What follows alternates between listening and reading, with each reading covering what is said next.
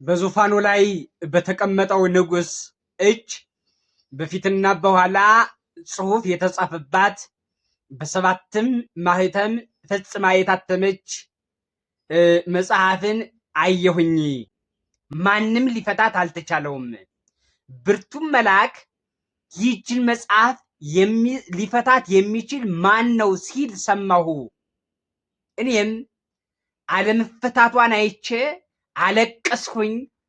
በዚህ ጊዜ ከሽማግሌዎች ኪሩብ አንዱ አታልቅስ፣ ከይሁዳ ነገድ የሚወለደው አንበሳ እሱ ኢየሱስ ክርስቶስ የዳዊት ስርና ዘር እሱ ይፈታዋል አለኝ ይላል። በዚህ በራዕየ ዮሐንስ ምዕራፍ 5 ቁጥር 1 ጀምረን ስናነብ እናገኘዋለን። የሚገርም ነው። ዙፋኑ ላይ የተቀመጠው ንጉስ የተባለ ኢየሱስ ክርስቶስ ነው። በአካላዊ ሶስትነትና በባህሪያዊ አንድነት ጸንቶ በአንድነትና በሶስትነት አንዲት ስግደት፣ አንዲት ኪል፣ አንዲት ቅዳሴ፣ አንዲት ውዳሴን እየተመሰገነ ጸንቶ ይኖራል። በጌትነት ጸንቶ ይኖራል። ዙፋን ማለት ጌትነት ነው። ዙፋን ማለት አምላክነቱ ነው። ዙፋን የተባለ ንግስናው ነው። የባህሪ ስልጣኑ ነው። ገዥነቱ ነው። መጋቢነቱ፣ ጠባቂነቱ፣ ቸርነቱ፣ ፈጣሪነቱ፣ ዓለምን መፍጠሩ፣ ዓለምን መጠበቁ፣ ማኖሩ፣ ዓለምን ማሳለፉ፣ ይህ ሁሉ ዙፋን ተብሏል። በዙፋኑ ላይ የተቀመጠ ማለት በባህሪ ስልጣኑ ጸንቶ የሚኖር ማለት ነው። እሱን አየው ይላል። ያች መጽሐፍ በፊትና በኋላ ጽሑፍ የተጻፈባት መጽሐፍ የፊተኛው ጽሑፍ ምስጢረ ስጋዌ ነው። የኋለኛው ጽሑፍ ምስጢረ ምጽአትን ነው ያሳየው።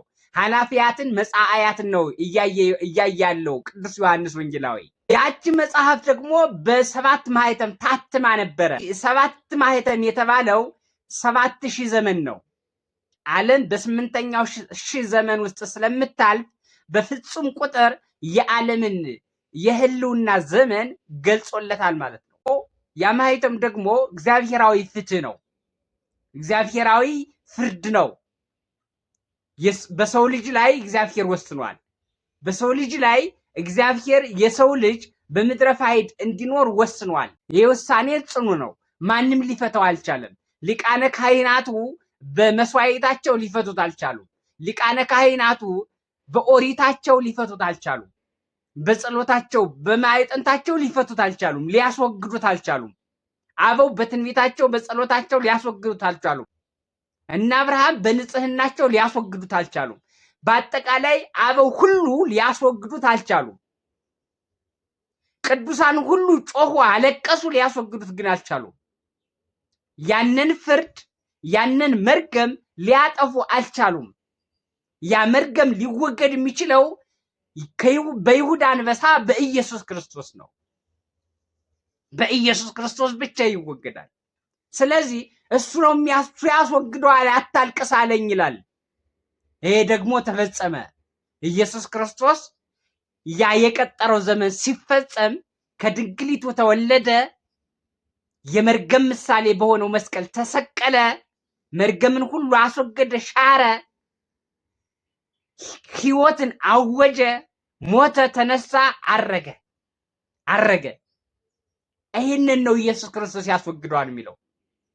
ይፈታዋል ኢየሱስ ክርስቶስ። አንተ አታልቅስ፣ የሚፈታው እሱ ነው ያለው እሱን ነው። የኋለኛው ጽሑፍ ደግሞ ምስጢረ ምጽአት ነው። ዳግመ ይመጽእ በስብሐት።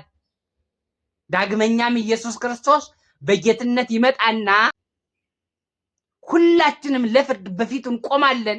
ዘላለማዊ ሕይወትን ለመውረስ ለክብርና ለሐሳር በፊቱ እንቆማለን።